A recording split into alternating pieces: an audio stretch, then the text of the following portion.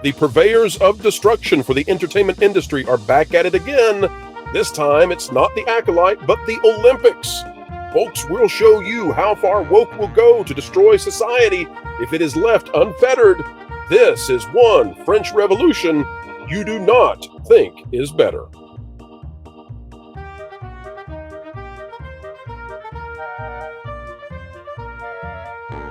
Hello, ladies and gentlemen. Welcome back to the Pro Channel, where we endeavor to explain entertainment, keep you ahead of the culture curve, and we call out the zanies, the crazies, and the chaos inside entertainment. Today, we are taken across the globe to France, where, let me tell you, they are doing a dance of extremist wokeism. And they're also taking the old adage of brokeism to brand new records. All right, they make our job too easy, but folks, help us send this out on the signals. Click the like button. From Clint Russell, this is crazy, opening your event by replacing Jesus and the disciples at the Last Supper with men in drag. There are 2.4 billion Christians on earth, and apparently the Olympics wanted to declare loudly to all of them right out of the gate, not welcome. Now, folks, we would typically show you what it is we're talking about, but take a look at this. This says this media has been disabled in response to a report by the copyright owner. This is over on X. So if this is what they are doing, if they are blocking even the ability to watch this, number one, that tells you that this is heavily damaging to everybody involved. Otherwise, they would want you to see this because they would want to evolve the story. The fact that they're taking this down, I think, signals they know this is hugely problematic. They've gone too far, as they so often do. So what are we talking about? Well, we'll have to depend on things like this. Here I say in this tweet, I do think this is a pivotal moment in the destruction of Europe. And I do. Winston Marshall saying the fall of Europe. What is this? Well, this is an image, folks, of people in interesting attire. We'll just say that. And they are gathered around a table, which is clearly meant to parody the image of the Last Supper as painted by Leonardo da Vinci. Again, a seminal moment in culture in terms of the painting. And it's depicting, of course, the moment in which Christ tells the disciples how he is not a Messiah of war or conquering, but rather a Messiah of salvation, a sacrifice to be made, treated as the worst of all criminals in order to redeem the worst of all criminals. That's the theology behind this. It's an act of pure love and mercy on the behalf of the divine. That's the way that Christians see this. And so that has been taken and parodied. Ultimate love parodied by these people. Now, you may have whatever religious beliefs you hold. I cannot know for every single person what it is you believe or what meaning this has to you. But I can guarantee you that for every person out there, I can tell you that this is literally the worst way possible that you could go about getting viewership and making advertisers want to cozy up to you. In fact, I would say that it would be no surprise to me if advertisers start pulling away from the Olympics. And I'll show you why in just a moment. I also want to draw your attention to this individual, this man in black over here, not Johnny Cash, but this other man in black. If I'm not mistaken, this is the same man in black who later on would have, a wardrobe malfunction that can only happen if you're already wearing wardrobe that you probably should not be seen in. And of course, here is the original painting down here. It's a bit pixelated. Apologies on that. We can't help it. Now, why does this matter in terms of entertainment? Because that's what we do here. Well, let's show you this. Out of the sporting news, Olympics last summer controversy explained why drag performance during the 2024 opening ceremony is drawing backlash. Now, they're going to try to minimize this as best they can because this is tanking the ratings. And there's a broader discussion that needs to be had about this because not only is this act of vile, what would you say? This is absolute, this is as disgusting a display of depravity as one might imagine. Right? I mean, this is grotesque in every possible way. And I would also say, by the way, there are those claiming that this is being done to Christianity, but it would not be done to other religions because, well, the other religions might actually strike back. And I would just suggest that I'm not even sure that that's true because I think that the people doing this, they don't care. Like, I think they are such depraved deconstructionists of everything good that there is going to be a strike back. It won't be violent, I don't believe, but it will be in terms of viewership. It's economics. These people, these are economic anarchists. And I believe that 100%. They are possessed by something that tells them that they don't care if advertisers go broke over this thing. They don't care if they inspire a Bud Light situation times 20. They don't care. They do not care. David Suggs is the author here. We'll get to the viewership in just a moment. The 2024 Olympics opening ceremony received rave reviews. No, it did not. You can propagandize this all you want. Not everyone was a fan of the festivities, however. Multiple, and notice how they frame it. It's the framing at the beginning. They want to do this on purpose.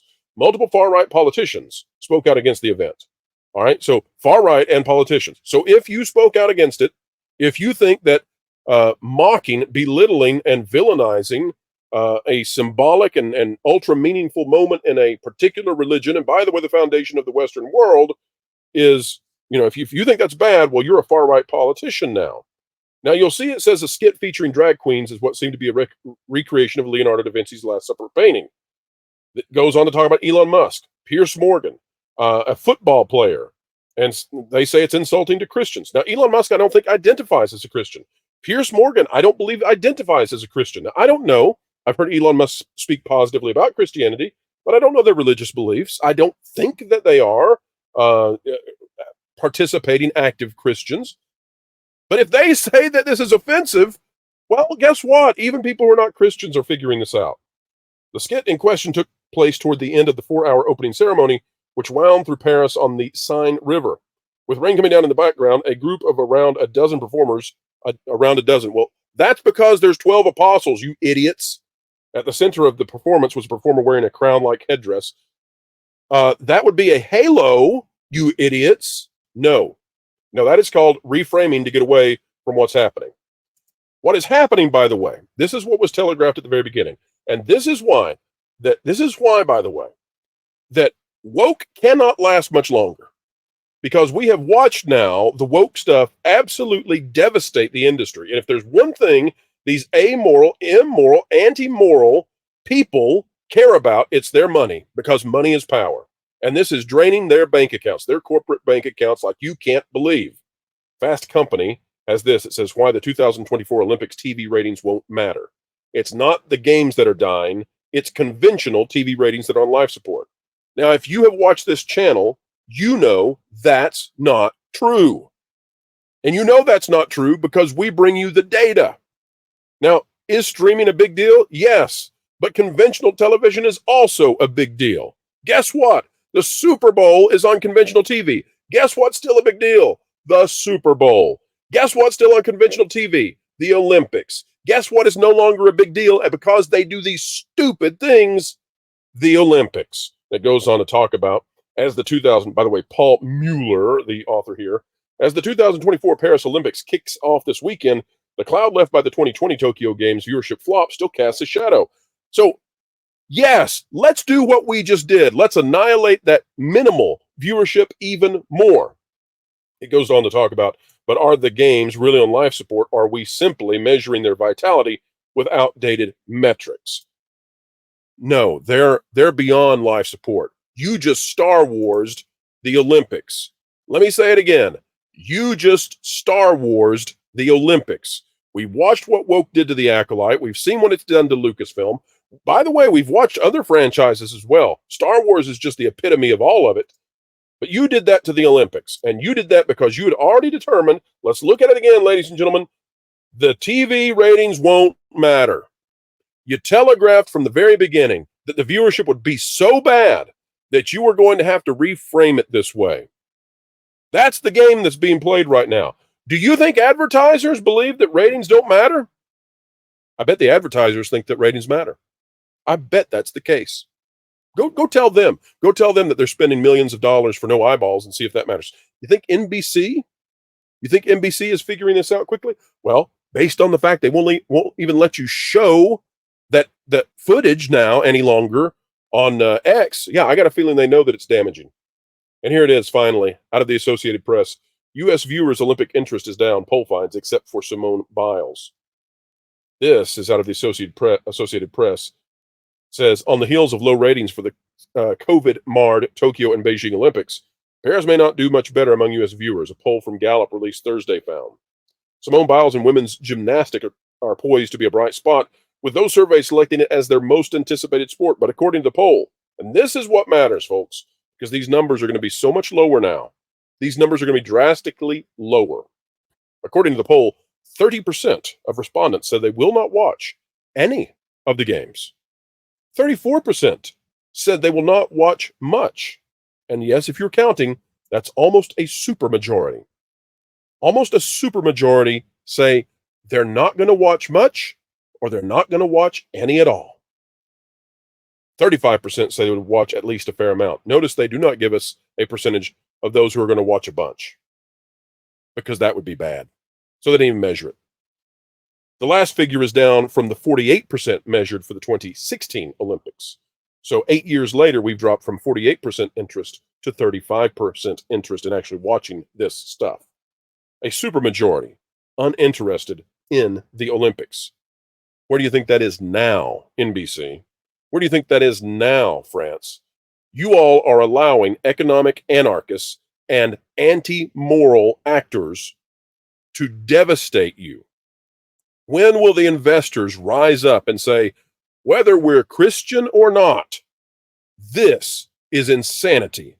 This is pouring gasoline on everything we have invested in just for the fun of watching it being destroyed. When will it be enough? The will of the people, the will of the market speaks loudly. Woke has gone broke. It is time to move on. Folks, that is the video for this afternoon. We hope you have enjoyed. Not our typical thing that we cover, but what can we say? It is the news of the day. The Olympics doing to sports what the Acolyte did to Star Wars, except they took it even farther. And for those of you out there who suggest that we should not cover woke, for those of you out there who think that we should stop being so negative about these negative depictions in Star Wars and other franchises, I suggest to you, you now see where this will go, if not for channels such as this calling it out now. This is where society will go. This is the depravity. This is the sludge where we will find ourselves. They will not budge unless we call it out time and time again. All right, folks, you can help us send this out across the airwaves. Click the like button, share, subscribe, click it, stick it to the algorithms. It is the notification bell. Drop a comment down below. Let us know your thoughts. And folks, we certainly do appreciate you spending your time with us. It's important that we bring you the news and the scoops in as honest and trustworthy a manner as possible with the analysis you so need. Folks, remember, there will be a backlash to this. There will be destruction. It won't be violence. It's viewership, and it will hurt them in the bank. They just don't care. And that is a dogma that investors should despise. All right, folks, as for you, keep learning, keep growing, and in spite of these idiots, keep having fun.